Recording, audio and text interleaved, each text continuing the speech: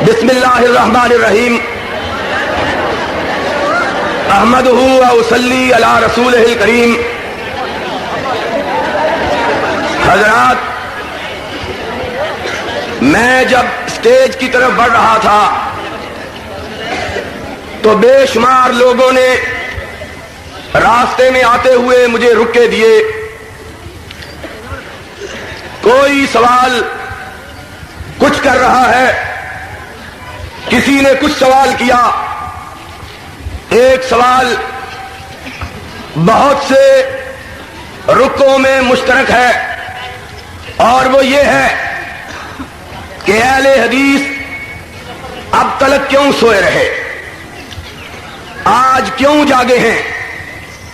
کیا سبب ہے کہ پہلے ہم نے ان کی نہ للکار سنی نہ ان کی یلغار دیکھی. آج ہم ان کی پکار بھی سن رہے ہیں، ان کی للکار بھی سن رہے ہیں اور ان کی یلغار بھی دیکھ رہے ہیں. ایسی یلغار کہ جس کو دیکھ کر بڑے بڑوں کے پتے پانی ہو گئے ہیں. اور وہ لوگ جو کل تلک یہ کہتے تھے کہ اس ملک میں اہل حدیث کا کوئی وجود نہیں، آج ہمارے دو ہی اجتماعات کو دیکھ کر یہ بات کہنے پر مجبور ہو گئے کہ ایسا معلوم ہوتا ہے اہل حدیث زمین سے اگ پڑے ہیں یا آسمان سے برس پڑے ہیں.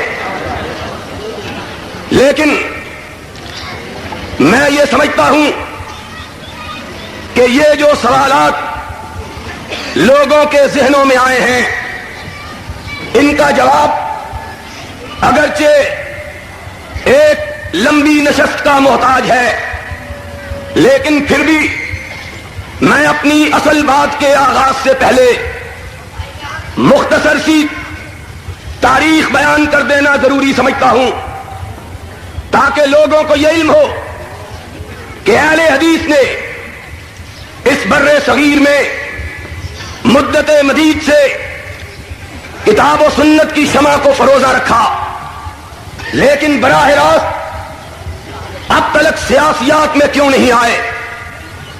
اس کا سبب جو تاریخ دان ہیں وہ جانتے ہیں کہ اس کی بڑی وجہ یہ ہے کہ جب اس بر صغیر میں انگریزی استعمار کا طوطی بولتا تھا تو اس بر صغیر کے بہت سے مسلمانوں کے گروہ ایسے تھے جو انگریز کی فوج میں بھرتی ہو کر کعبہ تک پہ گولی چلانے کے لیے آمادہ و تیار ہو گئے تھے. اور انہوں نے آج جس بغداد کو بغداد شریف کہتے ہو، اس بغداد پہ حملہ کرنے والی انگریزی فوج میں بھرتی ہو کر شیخ عبد القادر جیلانی کے مقبرے پر گولہ برسانے سے بھی دیر نہ کیا تھا. اور تاریخ اس بات کی شاہد ہے کہ اس ملک کے بہت سے وڈیروں نے میرے نزدیک بر صغیر کی تاریخ کے سب سے بڑے لٹیرے اگر کوئی ہیں تو وہ وڈیرے ہیں، چاہے وہ جاگیردار ہو، چاہے وہ سرکار ہو، اور چاہے وہ خانقاہوں اور مسجدوں میں بیٹھے ہوئے برہمن ہو. انہوں نے اس ملک میں انگریز کی فوج میں بھرتی ہونے والے ان مسلمانوں کو تعویذ دیے جو بغداد میں شیخ عبد القادر کی مسجد پر اور ان کی قبر پر گولہ باری کے لیے جا رہے تھے کہ ان تعویذوں کو باندھ لو، مسلمانوں کی گولیاں، بغداد کا دفاع کرنے والوں کی گولیاں تم پہ اثر نہیں کریں گی. اس دور میں بر صغیر میں اگر سرفروشوں کا کوئی قافلہ موجود تھا تو وہ لوگ تھے جنہوں نے سروں پہ کمن باندھ رکھا اور ایک ہاتھ میں رب کا قرآن تھام رکھا، دوسرے میں محمد کا فرمان تھام رکھا تھا. انہوں نے اس ملک میں انگریزی استعمار کو للکارا، اس کی راتوں کی نیند کو حرام کیا. اور پھر تاریخ پڑھنے والے طلبا اور آج میں اپنے اس شہر میں جس کی طرف اپنی نسبت پہ مجھے فخر ہے کہ یہ مولا میر کا شہر ہے، یہ مصور پاکستان اقبال کا شہر ہے، یہ شاہجہان کے استاد ملا افضل کا شہر ہے، یہ ملا عبد الحکیم کا شہر ہے۔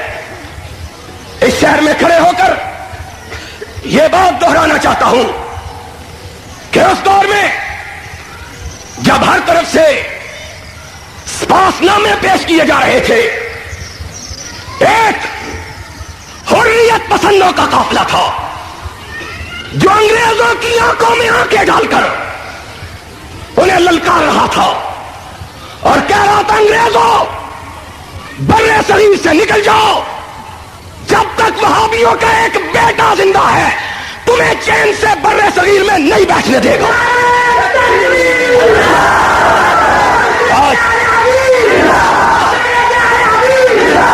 آج لوگ تاریخ کو بھی فراموش کر بیٹھے، لوگ بھول گئے۔ پہلے لوگ کہا کرتے تھے کوئی بات نہیں، جنہیں حقیر سمجھ کر بجھا دیا تم نے وہی چراغ جلیں گے تو روشنی ہوگی، کوئی بات نہیں۔ اگر آج تم ہمارا اعتراف نہیں کرتے، نہ کرو، تاریخ اعتراف کرے گی۔ تاریخ کا ایک طالب علم ہونے کی حیثیت سے آج میں یہ سمجھتا ہوں کہ بر صغیر کے حکمرانوں نے اس مقولے کو بھی غلط ثابت کر دیا ہے۔ ہم نے دیکھا ہے مورخ کا قلم بھی دیکھتا ہے یا خانزادوں کی پیشانیاں دیکھتا ہے یا ماشاءاللہ ڈکٹیٹروں کے اشارہ ابرو کو دیکھتا ہے، حق نہیں دیکھتا۔ تاریخ سے پوچھو کون تھا جس کے محلوں پر ٹریکٹر چلائے گئے؟ کون تھا جن کی بستیوں کو پیوند خاک کیا گیا؟ کوئی ماں کلال بتلائے، اس کی تاریخ میں پٹنہ کا نام ہو تو مجھ سے سوال کرے، اس کی تاریخ میں بہار کا نام ہو تو مجھ سے پوچھے، اس کی تاریخ میں صادق پور کا نام آتا ہو تو مجھ کو ٹوکے۔ یہ کن کے شہر تھے؟ اہل حدیثوں کے شہر، جن کو ان کے باسیوں سمیت ان کے اوپر گرا دیا گیا اور ان کے علماء کو پکڑا گیا، ان کو پھانسیوں کی سزا دی گئی۔ انہی میں سے ایک یحییٰ علی کا نام تھا، اہل حدیث کا سر خیل۔ جج نے پھانسی کی سزا دی، رات کو تاریخ کوٹری میں اس کو علیحدہ کر کے رکھا گیا۔ جج دیکھنے کے لیے گیا، دیکھوں رات کی تاریکی میں اس پہ کیا بیت رہی ہے، جس کو صبح دم پھانسی ہونے والی ہے۔ کیا دیکھا؟ ساری کوٹریوں کے چراغ بجھے ہوئے، یحییٰ علی کی کوٹھی سے نور نکل رہا ہے۔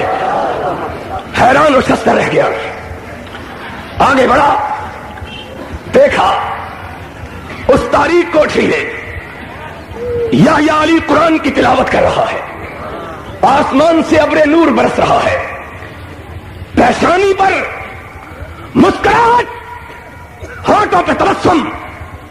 کہا اس کو باہر نکالو۔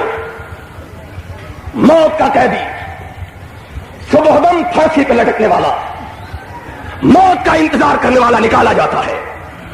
انگریز جج پوچھتا ہے، تم نہیں جانتے تمہیں موت کی سزا ہو چکی ہے؟ کہا اگر یہ جانتا نہ ہوتا تو میری کوٹری میں نور کیوں سے آتا؟ جانتا ہوں۔ کہا پھر خوش کیوں ہو؟ مسکراہٹ کیوں ہے؟ کیوں؟ آج صبح رب سے ملاقات کا دن ہے، اور جس کی ملاقات ہو اس کی وہ رات شب برات ہوتی ہے۔ جج کا چہرہ بدل گیا۔ سنو، میں اہل حدیث کے بیٹے تجھے پھانسی چڑھا کے خوش نہیں دیکھنا چاہتا، عمر قید کی سزا۔ اور کہا گیا اس کی داڑھی کو مونڈا گیا۔ یحییٰ علی نے اپنے دل کے ہاتھ میں لیے رونا شروع کر دیا۔ حیران رہ گیا، موت کی سزا سنی نہیں رویا، داڑھی مونڈی کی رو پڑا۔ کہا کیوں روتے ہو؟ کہا اپنی بدنصیبی کی خوش نصیب ہوں، سوچتا ہوں مجھ سے زیادہ اللہ کی بارگاہ میں زیادہ مقدس نکلی وہ کٹنے کا شرف حاصل نہیں ہوا ہے۔ اس یعنی غلام رسول نے ہمیں تاریخ مجاہرین میں لکھا، اس کی ساری بستی پر بلڈوزر چلوا دیے۔ کہا جو بھی وہابی پیدا ہوگا وہ ہوگا، بلڈوزر چلا دو۔ جو کہتے تھے ان کو پکڑ کے انگلستان بھیج دیا کہ اس فضا میں کہا 57 برس بیت گئے، بستی کو مٹے ہوئے، یحییٰ علی کو کٹے ہوئے، ایک کی بستیوں کو برباد ہوئے، 57 برس گزر گئے، نئے سرے سے ڈالو۔ سوچا اب ان کے خمیر سے بغاوت کا پتا نکل، بنائیں گے گھر۔ انگریز بہار اسی قافلہ حریت کے سالاروں کے گھر، جن کو سمجھتا تھا کہ ان کی نسلوں کی بچ ہو چکی ہوگی، گیا۔ ایک 8 سال کا بچہ، 7 سال کا بچہ ایک لاٹھی کو اپنی ٹانگوں میں دبائے گھوڑا دوڑانے کا کھیل کھیل رہا تھا۔ جس طرح بچے لاٹھی کو سواری بنا کر کہتے ہیں گھوڑا آیا ہے، کھیل رہا تھا۔ اے ڈی سی آگے بڑھا، کالا انگریز، اسی طرح کا کالا انگریز جس طرح کے ہمارے حکمران کالے انگریز ہیں۔ چٹے انگریز چلے گئے، کالے ہمارے لیے چھوڑ گئے، اور ان کی شکل پھر بھی کچھ اچھی تھی، شکلوں پہ بھی پھٹے منہ پڑی ہوئی ہے۔ کالا انگریز آگے بڑھا، اس نے دستک دی، کہا صوبے کا گورنر آیا ہے۔ کھیل رہا تھا، صوبے کا گورنر اترا، گھر کا بڑا سربراہ استقبال کے لیے نکلا۔ بچے نے جب گورے کو دیکھا، اپنی لاٹھی کا رخ انگریز کی طرف کر لیا اور اس طرح اس کے دستے پر ہاتھ چلانے لگا جس طرح رائفل کے ٹریگر پہ ہاتھ چلاتے ہیں۔ اس انگریز نے دیکھا، بچے کا باپ پریشان ہو گیا، چھوٹا سا بچہ یہ کیا کر رہا ہے؟ کہنے لگا مولوی صاحب اس بچے کو چھوڑ دو، جب تک وہابیوں کا ایک بچہ بھی زندہ ہے اس کے سینے میں انگریز کی نفرت موجود رہے گی۔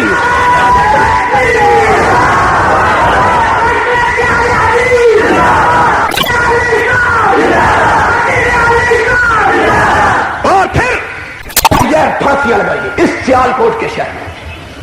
بھول گئے اور سیال کوٹ کے باسی تم اپنی تاریخ، تمہیں یاد ہو کہ نہ یاد ہو، مجھے یاد ہے سب ذرا ذرا، تمہیں یاد۔ اور جسے آپ کہتے تھے با وفا، جسے آپ کہتے تھے آشنا، میں وہی ہوں مومن مبتلا، تمہیں یاد ہو کہ نہ یاد ہو، تمہیں نہیں یاد۔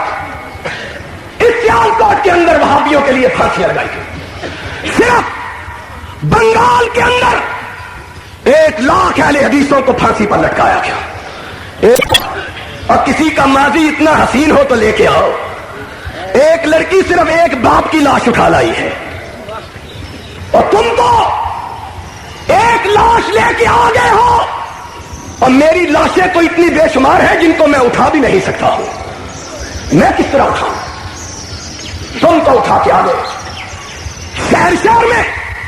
اور میرے بھائی اخبار نویس لکھے، میں چیلنج دیتا ہوں، آج پاکستان بنے 39 برس ہو گئے، آج تک فوج کے کمشنر افسروں کے حلف نامے میں یہ آج تک اس مولوی ضیاء الحق کے بارے میں سن کے کئی لوگوں کے پیٹ میں درد ہونا شروع ہو جاتا ہے۔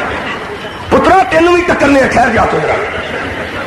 اس ضیاء الحق کے دور میں، اس ضیاء الحق کے دور میں بھی آج تک سینئر افسروں کے لیے، فوجی افسروں کے لیے ایک حلف نامہ ہے جس پر دستخط کیے جاتے ہیں، اس میں لکھا ہے کہ یہ بھی حلفیہ بیان کرے کہ یہ وہابی نہیں ہے، آج تک لکھا ہوا لکھا ہوا ہے. اور سنو ابھی لعنت کرنے لگے ہو. لعنت تو اس وقت ہوگی جب سارے کہیں گے لعنت. سنو اور ان لعنت نہ لکھر کوئی نہیں ہوں کہ کبھی کا بوریا بستر چوک کے نس گیا ہوں. ہاں تو جب تک کرائے کے مکان لینے والے مولوی کا بستر اس کو رکھا نہ جائے تب تک وہ مکان نہیں چھوڑتا ہے. سنو ذرا بات, سنو میری بات کو سنو. آج تک لکھا ہوا کہ میں وہابی نہیں ہوں. کیوں؟ اس لیے کہ وہابی اور باغی ایک معنی ہے. وہابی باغی کے مطابق, اور میں وہابیوں کا بیٹا اپنے قصور کا اعتراف کرتا ہوں کہ ہم انگریز کے باغی, انگریز کے پٹو حکمرانوں کے باغی, ہم باغی ہیں. ہمیں اپنے گناہ پر کوئی ندامت نہیں. مجھ کو قتل کرو, بار پہ کھینچو مجھ کو, میں نے یہ جرم کیا ہے کہ میں سچ بولتا ہوں.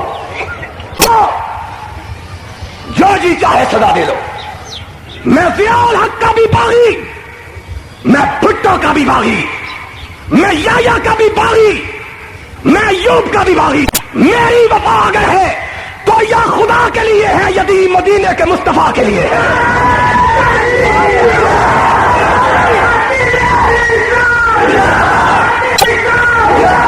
اور کسے کے کشتہ نشد مانیس, اور جو باغی نہیں ہے وہ اہل حدیثوں کی فہرست سے اپنے نام کو کٹوا.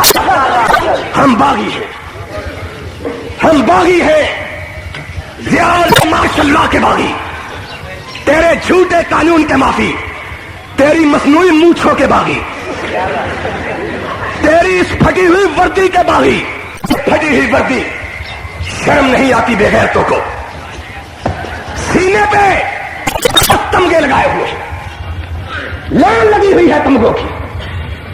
پوچھو, ہلال جرت ہے, ہلال پاکستان ہے, ہلال بسالت ہے, ہلال قائد اعظم ہے. بے غیر تو کس ملک کو فتح کیا ہے؟ اتنے تمغے لگائے ہوئے ہو, کس ملک کو فتح کیا ہے؟ اسلام آباد سے جواب آتا ہے پاکستان کو فتح کیا ہے, پاکستانی قوم کو فتح کیا ہے. شرم نہیں آتی؟ تمغے لگائے ہوئے ہیں بس. ہم باغی ہیں اہل حدیث, اور بولو اہل حدیث, اونچی بولو اہل حدیث. تمہارے باغی, تمہارے قانون کے باغی, تمہارے جھوٹے ماشاء اللہ کے باغی, اور تمہارے پناگیر جنیجو کے باغی. وزیر اعظم لان واسطے تمہیں کوئی بندہ نہیں سی لبدا, سانو کہنا سی ساجن ویر منوا دینا سی. دیکھو اس کا چہرہ دیکھو, ایسا معلوم ہوتا ہے جیسے کالو کمال آ گیا ہے. یہ وزیر اعظم ہے, اور ہم کہتے ہیں تو کہتا ہے ہم ہی گر نہ ہوں گے تو کیا رنگ محفل, کسے دیکھ کر آپ شرمائیے گا. سبحان اللہ, واقعی تمہارا چہرہ دیکھ کے شرم آ جاتی ہے. ہم اس بد نصیب ملک کے باسی ہیں جس کا وزیر اعظم یہ ہے. وزیر اعظم ہے حاجی یوسف, یہ کبانا کی دکان ہی کھول دے گجرا والے. اور کہتا کیا ہے سنا, آج نظام اسلام کی بات کرتے ہیں. کچھ ہم سے کہا ہوتا, کچھ ہم سے سنا ہوتا. نظام اسلام کی بات کرتے ہو, اور جب احسان الہی ظہیر 77 کی تاریخ میں, 77 کی تاریخ میں مال روڈ پہ گولیاں کھا رہا اور اپنے جوانوں کو ساتھ لے کر سرور کائنات کی عالم کو لہرا رہا تھا, یہ جنیجو پیر پگاڑو دیا لتا کٹ رہے تھے. مجاہد دیکھو مجاہد, بڈی کتنے رہے ہجڑا ہے, کہتا ہے بڈی اور بس کر, اور ہمیں ڈراتے کیا ہے, کہتے ہیں یہ لڑکی آ گئی ہے. وہ لڑکی سے مرد نہیں ڈرتے, ہجڑے ڈرتے ہیں. لڑکی سے مرد, اور عورتوں سے کبھی مرد بھی ڈرتے ہیں. اور بولو اور سیالکوٹی اور تھی تو بڑے بہادر لوگ بول دے کیوں نہیں؟ اور کبھی لڑکی سے مرد ڈرے ہیں؟ ہیجڑے ڈرتے ہیں، ہیجڑے کمر پہ ہاتھ رکھ کے کہتے ہیں یہ آ گئی ہے، اب ہمارا کیا بنے گا؟ تمہارا مربع بنے گا۔ ادھر سے یہ ڈوئیاں مار رہی ہوگی، ادھر سے اہل حدیث مولانا عبداللہ کی سوٹی مار رہے ہوں گے۔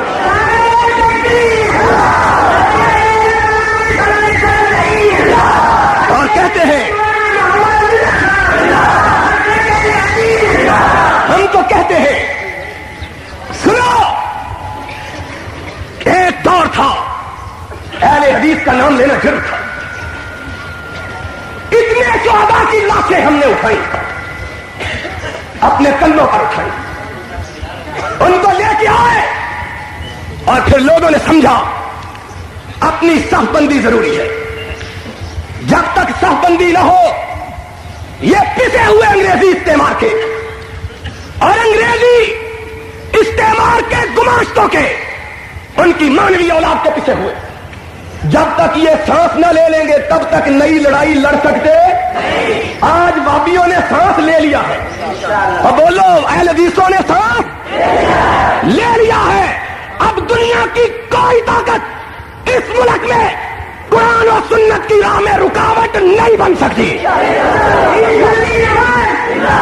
دنیا کی کوئی طاقت۔ اور سنو، آج چند شتونگڑے چھوڑے ہیں، مولوی جاہل درباری ملا کہتے ہیں جمہوریت کی بات نہ کرو۔ کیوں؟ جمہوریت تو آئی نکاح چاہیے، کہتے ہیں جمہوریت کی بات نہ کرو۔ سنو، یہ ملک دو چیزوں کے ساتھ اس کی قسمت وابستہ، ایک اسلام کے ساتھ اور دوسری جمہوریت کے ساتھ، اور حکمران ان دونوں کو اپنے لیے خطرہ سمجھتے ہیں، حکمران ان دونوں کو اپنے لیے سمجھتے ہیں۔ کیوں سمجھتے ہیں؟ اسلام آئے گا، سب سے پہلے چوراہوں میں حکمرانوں کو لٹکایا جائے گا، اور سمجھتے ہیں جمہوریت آئے گی، ان کا حساب ہوگا، ان کا پوچھا جائے گا۔ آج شراب چھاؤنیوں میں بکتی ہے، ہیروئن چھاؤنیوں میں بکتی ہے، 2000 روپیہ تنخواہ لینے والا فوجی افسر 40-40 لاکھ روپے کے بنگلوں کا مالک ہے۔ جمہوریت آئے بھی پوچھیں گے، اور اس اسلام کا نام لے کر جمہوریت کی مخالفت کرتے ہیں۔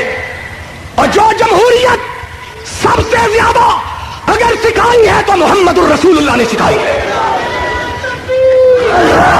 کون تھا جس نے کہا حکمران اگر نیا کرتا پہن کے ممبر پہ قدم رکھے، دامن پکڑ کے نیچے اتارو، پوچھو جواب دو یہ کرتا کہاں سے لیا؟ تم سارا ملک لوٹ کے اپنے گھر میں لے جاؤ، کہتے ہو جمہوریت نہ ہے؟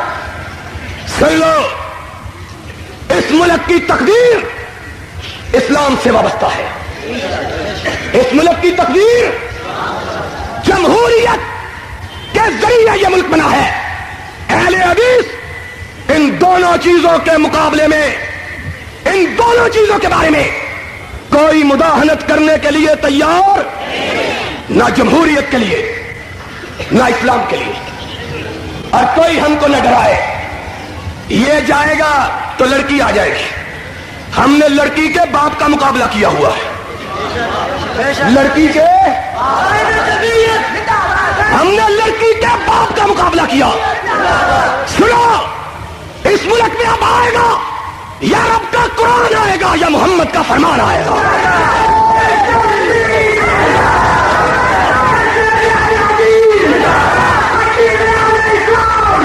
حضرات، میں آخری بات کہ نماز کا وقت ہونے والا ہے یہ کہنا چاہتا ہوں۔ میرا جی یہ تھا کہ آج اپنے شہر میں کھل کر باتیں کرتا، لیکن سوچ رہا تھا کہ مجھ تک کب ان کی بزم میں آتا تھا دور جام، اور ساقی نے کچھ ملا نہ دیا ہو شراب میں۔ لیکن بہرحال آخری بات آپ سے ہاتھ بلند کروا کے کہلوانا چاہتا ہوں، ہاتھ بلند کر کے کہو اس ملک میں قرآن و سنت آئے گی، اس ملک میں قرآن کا نظام۔